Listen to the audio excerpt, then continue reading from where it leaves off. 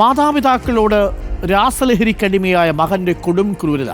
ഒരിടത്ത് നമ്മൾ കണ്ടു, ഒരു പെൺകുട്ടിയെയാണ് അവിടെ അച്ഛനും സഹോദരനും ചേർന്ന് ആക്രമിക്കുന്നത്. വയനാട്ടിൽ രക്ഷിതാക്കളാണ്. വയനാട് തലപ്പുഴയിൽ മകൻ അച്ഛനെ മർദ്ദിച്ചു. പിതാവിനെയും മുത്തശ്ശിയെയും അമ്മയെയും സഹോദരിയെയും വീട്ടിൽ നിന്ന് പുറത്താക്കി. പിതാവിനെ കൊല്ലുമെന്നും രാസലഹരിക്കടിമയായ മകന്റെ ഭീഷണിയുണ്ട്. വീട്ടിൽ കയറാൻ ഭയന്ന് പിതാവ് കഴിയുന്നത് കടവരാന്തയിലാണ്. പിതാവിന്റെ പ്രതികരണം നമുക്കൊന്ന് കേട്ടുവരാം. എൻ്റെ അമ്മയും എൻ്റെ പെങ്ങളും മാത്രമേ ഉള്ളൂ. അപ്പോൾ എൻ്റെ മകൻ അവിടെ ഉണ്ട്. നിൻ്റെ അമ്മയും നിൻ്റെ പെങ്ങളി നിന്നെ ഞാൻ കൊല്ലും. ബോംബർ അല്ല, അവനെല്ലാം ഉപയോഗിക്കുന്നുണ്ട്, എല്ലാം ഉപയോഗിക്കുന്നുണ്ട്. ഇപ്പം പിന്നെ എന്നെ വിളിച്ചിട്ട് അസഭ്യമാക്കിയതാണ്. എന്നെ ഏത് ജീവനോടെ ഏത് വീട്ടിലാണ് പറഞ്ഞത്. എൻ്റെ അമ്മയൊക്കെ ഞാൻ പാലക്കാട് വിട്ടു. എൻ്റെ ഭാര്യ ഏത് ബസ്സെല്ലാം ഉണ്ട്. ഇല്ല, 5 ദിവസമായി.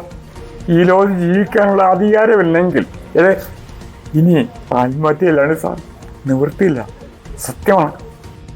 ദീപക് നമുക്കൊപ്പം ചേരുന്നുണ്ട്. Good morning Deepak. നമ്മൾ വൈക്കത്ത് നിന്ന് കേട്ടത് ഒരു പെൺകുട്ടിയുടെ സങ്കടമാണെങ്കിൽ ഇവിടെ നമ്മൾ കേൾക്കുന്നത് ഒരു അച്ഛൻ്റെ സങ്കടമാണ്. രാസലഹരിക്കടിമയായ മകൻ തന്നെയും ഭാര്യയെയും തൻ്റെ അമ്മയെയും ഒക്കെ വീട്ടിൽ നിന്ന് അടിച്ചു പുറത്താക്കി. ഇപ്പോൾ ഈ അച്ഛൻ എവിടെയാണ് താമസിക്കുന്നത് ദീപക്? എന്താണ് ഈ അച്ഛൻ പറയുന്നത്? അരുൺകുമാർ, വയനാട് തലപ്പുഴയിലാണ് മാതാപിതാക്കളോട് രാസലഹരിക്ക് അടിമയായ യുവാവിൻ്റെ ക്രൂരത. ഈ അച്ഛൻ കണ്ണു നിറഞ്ഞ് പറഞ്ഞ ദൃശ്യങ്ങളാണ് നമ്മൾ കണ്ടത്. ഈ മകൻ ഒരു സെൻട്രിങ് ജോലിക്കാരനാണ്, കെട്ടിട നിർമ്മാണ തൊഴിലാളിയാണ്. പക്ഷേ വർഷങ്ങളായി മകൻ ലഹരിക്ക് അടിമയാണ്. ലഹരി ഉപയോഗിച്ചതിന് ശേഷം വീട്ടിലെത്തിയതിന് തുടർന്ന് പല തവണ അച്ഛനെ മകൻ മർദ്ദിച്ചിട്ടുണ്ട്. അതേപോലെ തന്നെ വീട്ടിൽ നിന്ന് അമ്മയെയും മുത്തശ്ശിയെയും സഹോദരിയെയും വീട്ടിൽ നിന്ന് അടിച്ചു പുറത്താക്കി. കഴിഞ്ഞ ആഴ്ചയാണ് ഈ വിഷയം വലിയ ഒരു ഗുരുതരമായ ഒരു പ്രശ്നമുണ്ടാകുന്നത്. ഈ വീട്ടിലെത്തിയ ലഹരി ഉപയോഗിച്ച് വീട്ടിലെത്തിയ മകൻ പിതാവിനെ മർദ്ദിക്കാൻ ശ്രമിക്കുകയും പിതാവ് പിന്നെ അവിടെ നിന്ന് പോലീസിനെ വിളിച്ച് പോലീസിൻ്റെ സംരക്ഷണത്തോടു കൂടിയാണ് വീട്ടിലെത്തിയത്. അതിനുശേഷം വീട്ടിലേക്ക് എത്തിയാൽ പിതാവിനെ കൊന്നുകളയുമെന്ന് ഭീഷണിപ്പെടുത്തിയതായും അച്ഛൻ പറയുന്നുണ്ട്. ഇപ്പോൾ അദ്ദേഹം കഴിയുന്നത് ഒരു കടവരാന്തയിലാണ്.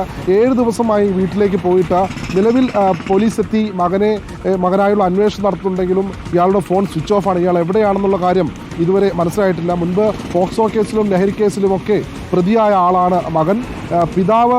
പിതാവിനും അതുപോലെ തന്നെ മാതാവിനുമൊക്കെ പലതവണ മകൻ്റെ ക്രൂരമർദ്ദനം ലഹരി ഉപയോഗിച്ചതിനെ തുടർന്ന് ഉണ്ടായിട്ടുണ്ട്. പലതവണ മകനോട് ഈ കാര്യങ്ങൾ പറഞ്ഞെങ്കിലും വഴങ്ങിയിട്ടില്ല. ലഹരി ഉപയോഗിച്ച് വന്നു കഴിഞ്ഞാൽ ക്രൂരമായാണ് മകനെ, പിതാവിനെയും മാതാപിതാക്കളെയും ഒക്കെ മർദ്ദിക്കുന്നതെന്നാണ് അദ്ദേഹത്തിൻ്റെ ഭാഗത്തുനിന്ന് പ്രതികരണമുണ്ടായത്.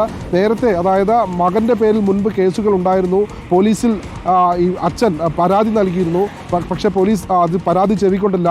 പക്ഷേ ഈ വിഷയമുണ്ടായതിനെ തുടർന്ന് ഇപ്പോൾ 7 ദിവസമായി ഈ അച്ഛൻ കടവരാന്തയിലാണ് കഴിയുന്നത്. ഇതുമായി ബന്ധപ്പെട്ട് പോലീസിൽ വിവരം അറിയിച്ചിട്ടുണ്ട് അരുൺ. ഓക്കെ, ഞാൻ ദീപകിൻ്റെ പുറകുവശത്ത് ഒരു അച്ഛൻ ഒരു മകളുടെ കയ്യും പിടിച്ചു പോകുന്ന ഒരു കാഴ്ചയും കൂടി ആ വാർത്തയ്ക്കിടയിൽ കാണുകയായിരുന്നു. ആ സ്കൂളിലേക്ക് കുഞ്ഞിനെ കൊണ്ടുപോകുന്നതാണ്. ഒരുപക്ഷെ കുഞ്ഞിൻ്റെ മുത്തച്ഛനായിരിക്കാം ഒരുപക്ഷെ കൊണ്ടുപോകുന്നത്. ആ അച്ഛനും അതേപോലെ ആ വീട്ടിൽ സന്തോഷത്തോടെ കഴിയേണ്ടയാളാണ്. Thank you Deepak. രാസലഹരി എങ്ങനെയാണ് നമ്മളുടെയൊക്കെ ജീവിതത്തിൽ വലിയ നരകമുണ്ടാക്കുന്നത് എന്നതിൻ്റെ നേർചിത്രമാണ് ദീപക് കാട്ടിത്തന്നത്. വൈക്കത്ത് നമ്മൾ കേട്ടത് ഒരു പെൺകുട്ടിയുടെ വിഷമമാണെങ്കിൽ ഇവിടെ നമ്മൾ കേൾക്കുന്നത് ഒരു അച്ഛൻ്റെ സങ്കടമാണ്. കണ്ണീര് വീഴ്ത്തും ലഹരി എന്നുള്ളതിന് ഇതിൽ കൂടുതൽ വലിയ തെളിവുകളുടെ ആവശ്യമില്ലല്ലോ. എത്ര സമാധാനത്തോടു കൂടി കഴിയേണ്ടതാണ്. ആ മകനെയൊക്കെ എത്ര കാലം കണ്ണിലെ കൃഷ്ണമണി പോലെ ഈ അച്ഛനും അമ്മയും ഒക്കെ നോക്കിയിട്ടുണ്ടാവും. ഒടുവിൽ എല്ലാവരെയും അടിച്ചിറക്കി അവിടെ ലഹരി ഉപയോഗിച്ച് കഴിയാണ് ആ മകൻ. ആർക്കിടപെടാൻ പറ്റും എന്നുള്ളതാണ്. പൊതുസമൂഹം തന്നെ ഇടപെട്ട് അയാളുടെ ഡീഡിഷൻ സെൻ്ററിൽ കൊണ്ടാക്കുക, ആ കുടുംബത്തിന് അവിടെ കഴിയാൻ, വീട്ടിൽ കയറാൻ കഴിയുന്ന സാഹചര്യം ഒരുക്കുക എന്നുള്ളതാണ്.